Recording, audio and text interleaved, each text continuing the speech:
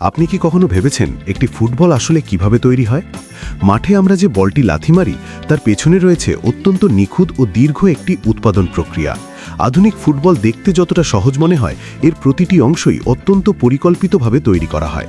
একটি ভালো ফুটবল তৈরি করতে ব্যবহৃত হয় বিশেষ ধরনের উপকরণ, নিখুঁত কাটিং প্রযুক্তি, দক্ষ সেলাই এবং কঠোর মান নিয়ন্ত্রণ পরীক্ষা। চলুন ধাপে ধাপে দেখে নেওয়া যাক একটি ফুটবল তৈরির সম্পূর্ণ যাত্রা। ফুটবল তৈরির প্রথম ধাপ শুরু হয় কাঁচামাল নির্বাচন দিয়ে। আধুনিক ফুটবলের বাইরের স্তর সাধারণত সিনথেটিক চামড়া দিয়ে তৈরি হয়, যা মূলত পলিইউরেথেন বা পিভিসি দিয়ে বানানো হয়। পলিইউরেথেন বলকে নরম স্পর্শ এবং ভালো গ্রিপ দেয়, যা পেশাদার ম্যাচের জন্য খুবই গুরুত্বপূর্ণ। অন্যদিকে পিভিসি অনেক বেশি টেকসই এবং পানিরোধী হওয়ায় এটি সাধারণত প্রশিক্ষণ বা দৈনন্দিন ব্যবহারের বল তৈরিতে ব্যবহৃত হয়। এই বাইরের স্তরের পাশাপাশি বলের ভেতরে থাকে শক্ত কাপড়ের স্তর, ফোম প্যাডিং এবং একটি গুরুত্বপূর্ণ অংশ যাকে বলা হয় ব্লাডার। এই ব্লাডার সাধারণত ল্যাটেক্স অথবা বিউটাইল রাবার দিয়ে তৈরি হয়। ল্যাটেক্স ব্লাডার বলকে নরম অনুভূতি দেয় কিন্তু দ্রুত বাতাস হারায়, আর বিউটাইল ব্লাডার দীর্ঘ সময় বাতাস ধরে রাখতে পারে। কাঁচামাল প্রস্তুত হওয়ার পর শুরু হয় ফুটবলের প্যানেল কাটার কাজ। বড় বড় সিনথেটিক চামড়ার শীট থেকে বিশেষ ডাই কাটিং মেশিনের সাহায্যে প্যানেলগুলো কাটা হয়। একটি ক্লাসিক ফুটবলে সাধারণত 32টি প্যানেল কাটে, যার মধ্যে 20টি হেক্সাগন এবং 12টি পেন্টাগন আকৃতির। এই প্যানেলগুলো মিলিমিটার পরিমাণ নির্ভুলতায় কাটা হয়, কারণ সামান্য ভুলও বলের ভারসাম্য ও গতিপথকে প্রভাবিত করতে পারে। কাটার পর প্রতিটি প্যানেল পরীক্ষা করা হয় যাতে তার ওজন, পুরুত্ব এবং নমনীয়তা নির্দিষ্ট মান অনুযায়ী থাকে। এরপর এসব প্যানেলের উপর লোগো, ডিজাইন এবং বিভিন্ন টুর্নামেন্টের ব্র্যান্ডিং প্রিন্ট করা হয়। প্যানেল প্রস্তুত হয়ে গেলেই শুরু হয় ফুটবল তৈরির সবচেয়ে গুরুত্বপূর্ণ ধাপ, অর্থাৎ প্যানেলগুলোকে একত্রে যুক্ত করা। পৃথিবীর অনেক কারখানায়, বিশেষ করে পাকিস্তানের সিয়ালকোট শহরে, এখনও দক্ষ কর্মীরা হাতে ফুটবল সেলাই করেন। এই প্রক্রিয়ায় কর্মীরা বাঁকানো সূচ এবং শক্ত নাইলন সুতা ব্যবহার করে প্রতিটি প্যানেল খুব শক্তভাবে সেলাই করেন। একটি ফুটবল সম্পূর্ণভাবে হাতে সেলাই করতে কয়েক ঘন্টা সময় লাগতে পারে। তবে সব ফুটবল হাত দিয়ে সেলাই করা হয় না। অনেক ক্ষেত্রে মেশিন সেলাই ব্যবহার করা হয়, যা দ্রুত এবং কম খরচে বল তৈরি করতে সাহায্য করে। আধুনিক প্রিমিয়াম ফুটবল তৈরিতে আবার থার্মাল বন্ডিং প্রযুক্তি ব্যবহার করা হয়, যেখানে তাপ এবং বিশেষ আঠার সাহায্যে প্যানেলগুলো একত্রে জোড়া লাগানো হয়। এতে বলের উপর কোনো সেলাই থাকে না এবং এটি আরও মসৃণ এবং পানিরোধী হয়। প্যানেলগুলো যুক্ত হয়ে একটি খালি বলের খোল তৈরি হওয়ার পর এর ভেতরে বসানো হয় ব্লাডার। এই ব্লাডারই আসলে ফুটবলের হৃদয়, কারণ এটি বাতাস ধরে রাখে এবং বলকে সঠিক আকার ও বাউন্স দেয়।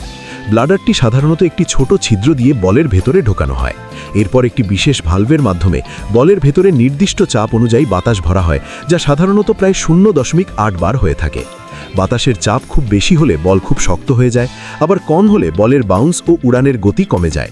তাই এই ধাপটি অত্যন্ত সতর্কতার সঙ্গে সম্পন্ন করা হয়। এরপর আসে বলকে নিখুঁত গোল আকৃতি দেওয়ার ধাপ। এই পর্যায়ে বলকে একটি গোলাকার ধাতব ছাঁচের ভেতরে রাখা হয়।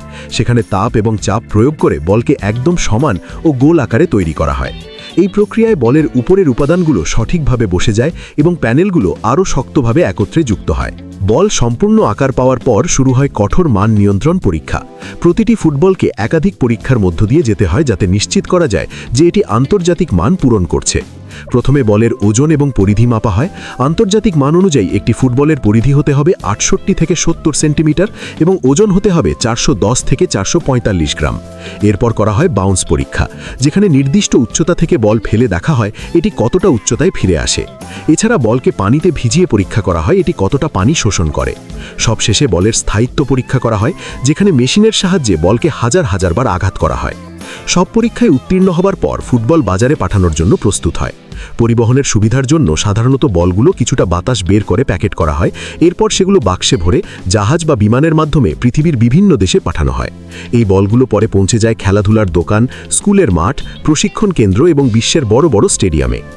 আজ পৃথিবীর অসংখ্য ফুটবল তৈরি হয় পাকিস্তানের সিয়ালকোট শহরে। এই শহরটি বিশ্বে ফুটবল উৎপাদনের জন্য বিখ্যাত এবং এখানে তৈরি হয় বিশ্বের অধিকাংশ হাতে সেলাই করা ফুটবল।